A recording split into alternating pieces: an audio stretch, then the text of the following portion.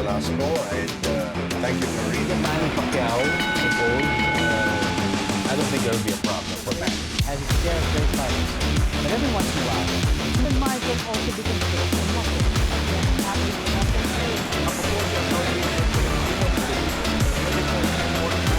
Only here, para sa bayan.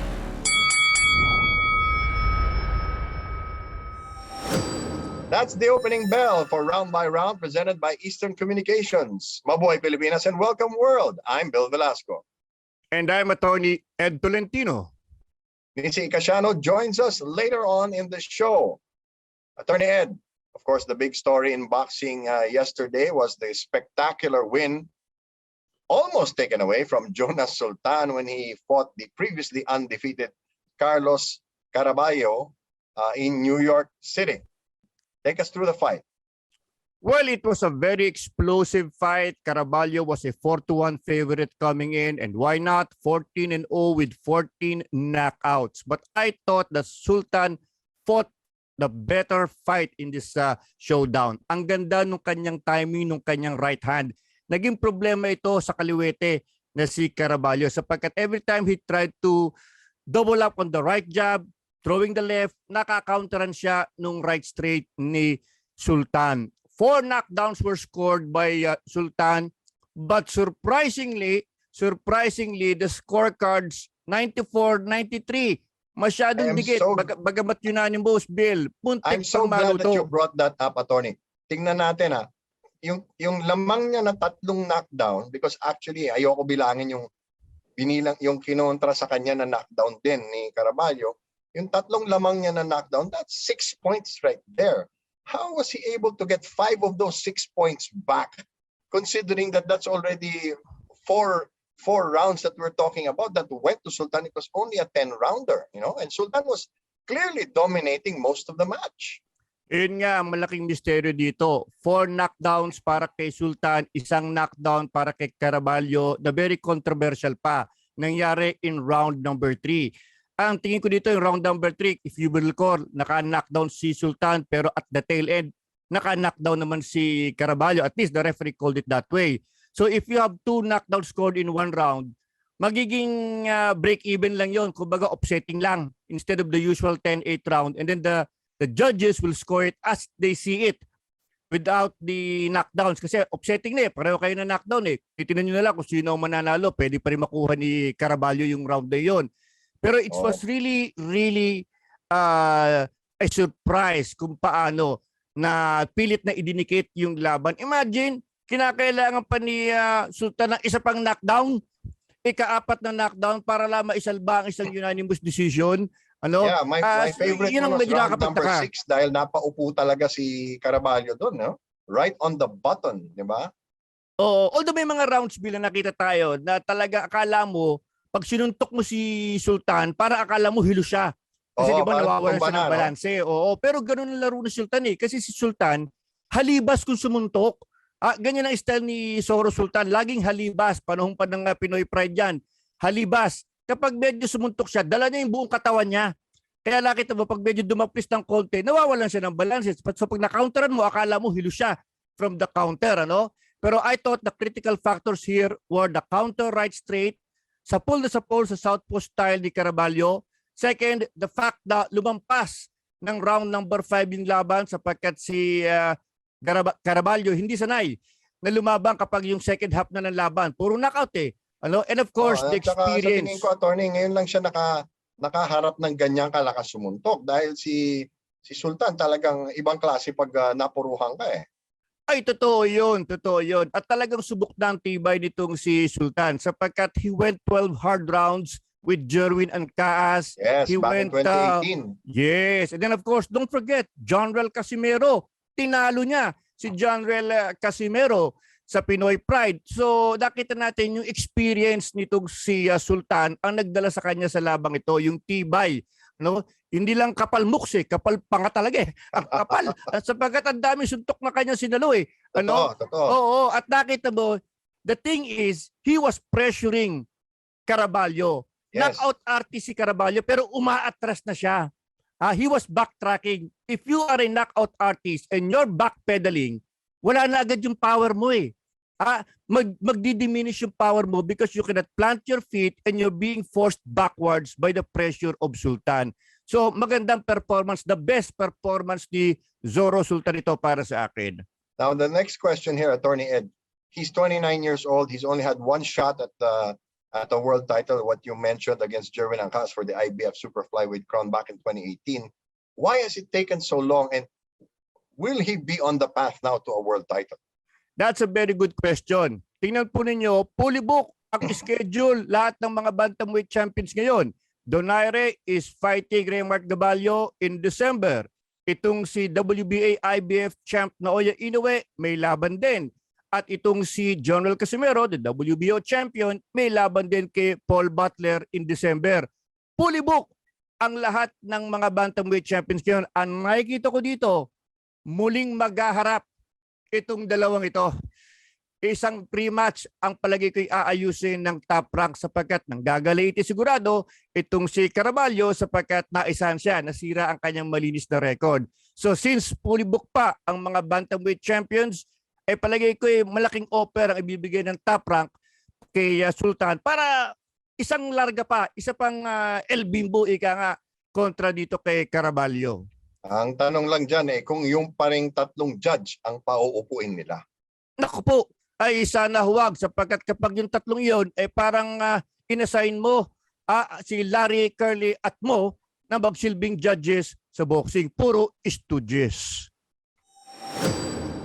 At dahil po magkasunod ang araw ng mga santo at araw ng mga kaluluwa, because it's Halloween, we are going to talk about tragedy in the ring and boxers who unfortunately lost their lives and left this earthly plane after unfortunate incidents in the ring. Ang pinakauna po dyan ay yung pinaka-recent nating naranasan, si Jeanette Zacarias Zapata, and she was only 18 years old when unfortunately she boxed herself to death just mere weeks ago. At ang masakit dyan, Attorney Ed, sinabihan na siya, no? She was not healthy by any means. She knew that she was risking her life, but she said, "I'm a boxer. If I die, I die."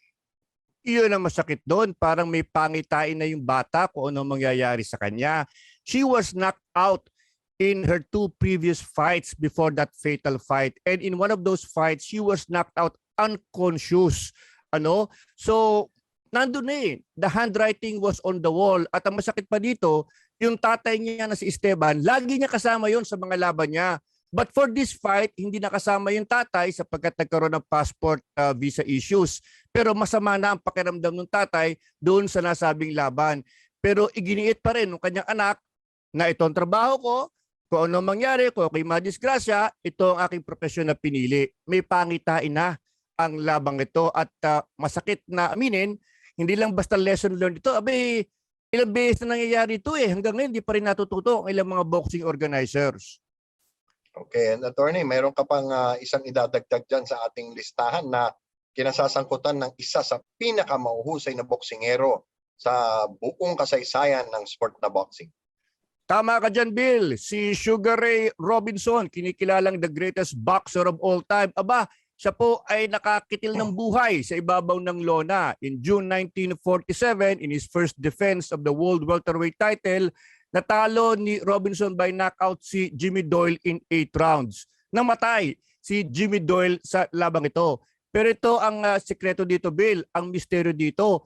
3 nights before this fight, gusto nang mag-pull out ni Sugar Ray Robinson sa laban niya kontra kay Jimmy Doyle sapagkat napanaginipan niya na mapapatay niya sa ibabaw ng lona itong si Jimmy Doyle. So he wanted out of this fight. Now, just before the fight, yung handlers ni Sugar Ray Robinson, para lang marelax siya, tumawag pa ng isang pare para kausapin itong si Sugar Ray Robinson. At sinabihan siya, anak, panaginip lang yan, wala namang katotohanan yan. Ayun, na-knockout in 8 rounds si Jimmy Doyle, patay. So ang ginawa ni Robinson, ang ginawa niya, nag-set up siya ng trust fund para kay sa naiwan na pamilya ni Jimmy Doyle. $50 a month for the next 10 years. Ang medyo surprising pa dito, Bill, yung mga pulis nag-conduct ng investigation. sa pagkamatay ni Jimmy Doyle. Ang unang tanong kay Sugar Ray Robinson ng mga pulis, Mr. Robinson, anong punto ba nung laban na napansin mong nasa alanganin na si Jimmy Doyle? Ang sagot ni Sugar Ray Robinson, mga bossing, ang trabaho ko po is to put my opponent in trouble. Iyon ang naging sagot ni Robinson. Pero it was really tragedy na nakita na ahead nitong si Sugar Ray Robinson. Malaking misteryo, mapahanggang ngayon. Oo, yung kanyang panaginip ay naging propesya pala. Ayun. It became a vision. It was not just a dream. It was a premonition. At malaking bagay po yan if we trust our gut feel. At ngayon, itong panahon na ito, yan yung mga lumalabas lahat ng mga ganyan mga supernatural na bagay. At meron pa pong isa na talagang hindi mabubura sa kasaysayan ng boxing because it changed the sport forever. And it also goes to show how old Attorney Ed and I that we can talk about this fight because we actually saw it. Ito po yung laban ni Ray Boom Boom Mancini at ni Dukko Kim. At bagamat magaling na boksingero si Dukko Kim, he was really overmatched for this fight. But still, it was a very savage fight.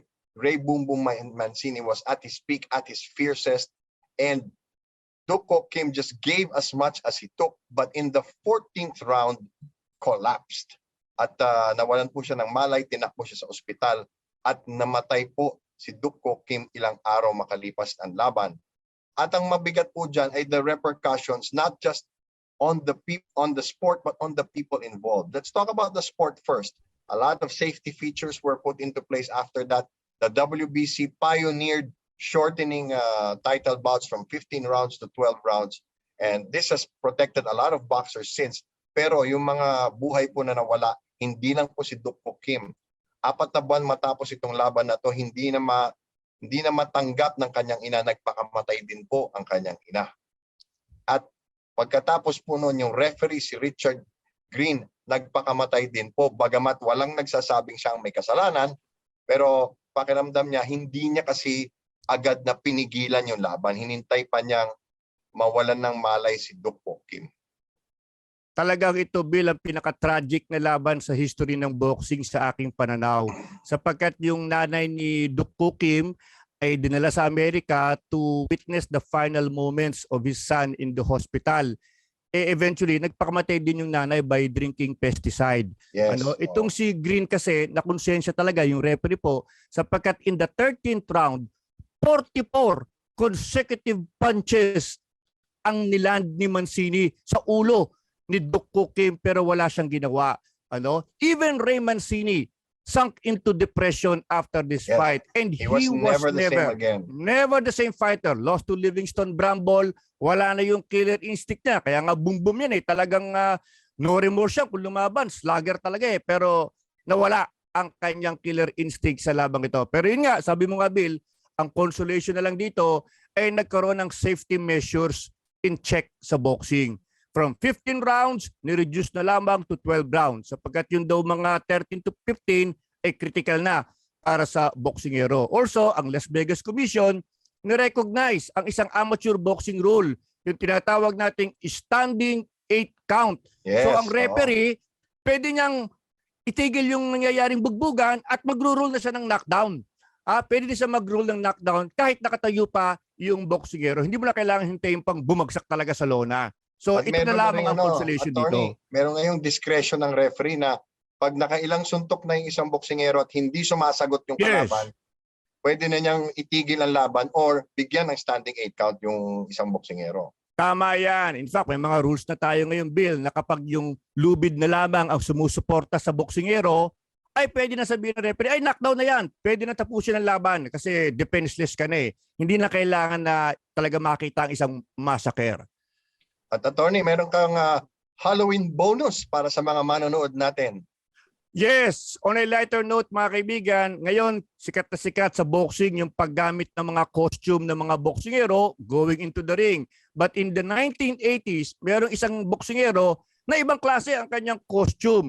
Siya po ay si Wilbert Johnson, a middleweight boxer who fought from 1980 until 1989. Siya ay nakilala sa nickname na Vampire Ako, Vampire Johnson. Oo, bakit kaya takot vampire? ako. Oo. Paano ba naman? Pumapasok siya sa ring, nasa loob ng kabaong, Ako. in a coffin. At paglabas niya, nakasuot siya ng Dracula cape at meron siyang pangil. And mind you, totoo, Bill yung kanyang pangil, hindi props ha. Kasi itong si Vampire Johnson, siya po ay dating football player. Na-aksidente siya sa football, nabasag yung mukha niya, yung kanyang front teeth nawala lahat, ang naiwan lang yung bandang pangil niya at nayupi yung kanyang pangil sa aksidente sa football. So, kinarir na niya, nagmukha akong vampira, ang itatawag ko na lamang sa sarili ko ay Vampire Johnson. He is now around 63 years old at hindi naman siya lumabang for the world title, although he did beat at one point si Donnie Lalonde, yung nakalaban ni Sugar Ray Leonard. Ayan po ang istorya light ni heavyweight. Vampire Johnson. Oo, light heavyweight. So, kakaiba ang kanyang binigay na color at attraction dito sa pro boxing. Now it's time for our Eastern Communications Fearless Fighter of the Day, and that is none other than Jonas Sultan, who celebrated Halloween by entering the ring in his Batman costume, and he did send Carlos Carabello's career into darkness with a great win today, and that hopefully will put him on the path for a second crack at a world title. He lost in 2018 to Jerwin Angkaas, but nevertheless, today he is our Eastern Communications Fearless Fighter of the Day. And now is the time for strong connections. Eastern Communications Fiber One is ideal for powering small to medium enterprises that are on their way to digitizing their business and pushing forward to a strong and fearless tomorrow. Do contact 53007000 or visit their website eastern.com.ph for more information on the service. That's our Eastern Communications Fearless Fighter of the Day. At ngayon naman, pumunta tayo sa ating kasamang si Nisi Casiano. Thanks, Bill and Attorney Ed. It's the Halloween season, so I think it's timely to talk about the most intimidating boxers that ever stepped inside the ring. But before we start, I will just remind everyone that this list is not a tabulation of the most skilled or the most accomplished fighters in the history of boxing. These are the masters of menace who consistently demoralize their opponents even before the opening bell. At number 5, Roberto Duran. Roberto Duran was crazy. That's the best way to describe it. All he wanted to do was fight. He didn't really care whether you fight him inside the ring for $1 million or outside on the corner street for free, as long as he is fighting. His punching power would earn him the nickname Manos de Piedra or Hands of Stone, as Duran would go on to become one of the greatest boxers in history in a career spanning across 5 decades, which won him titles in 4 different weight classes. At number 4 is marvelous Marvin Hagler. With a shaved head, perpetual snarl, granite chin, and deadly fist, Hagler struck fear in the hearts of men, making it that much easier for him to run them out of the ring. For years, top contenders and champions in the middleweight division did everything they could to avoid facing marvelous Marvin Hagler. Next on the list, at number 3, is George Foreman. Before he became a lovable figure, renowned for his lean, mean, fat-reducing grilling machine, Foreman wore a permanent scowl on his face as a youngster. Of course, his 6'3" body frame complemented his menacing look. Add to that he is one of the hardest punchers in boxing history that has a long list of victims. Next on our list, at number 2, is Sonny Liston. An ex-con and a rumored muscle for the mob, Liston had intimidation down to a science. In addition to his reputation and underworld connections, he sported a massive physique, huge deadly fists, and perhaps the best poker face in boxing history. One fighter who Liston particularly threatened was a fighter by the name of Cassius Clay. Clay, who eventually changed his name to Muhammad Ali, admitted that he was mortified by Liston. And last but certainly not the least, at number 1, it's a no-brainer that Iron Mike Tyson is the most terrifying of them all. Tyson possessed a rare combination of quickness, coordination, and power that was unlike anything that the heavyweight division had ever seen before. The baddest man on the planet steamrolled the competition for years. However, his talent for terrifying his opponents is second to none. With his muscular physique, malevolent glare, and a ring costume of nothing but black trunks and boots, he looked the part of a homicidal henchman from the underworld. And that's our list of the most intimidating boxers that ever stepped inside the ring. Happy Halloween. Back to you, Bill and Attorney Ed. And that's the final bell for today's edition of Round by Round, presented by Eastern Communications. I'm Bill Velasco.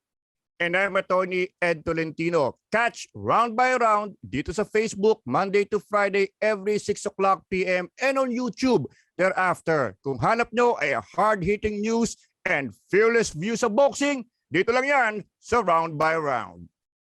Working the fights for you tomorrow will be Boyd Season, Ryan Songalia, and Dennis Principe. Catch them on the next edition of Round by Round. All boxing, all Filipino, all the time. See you.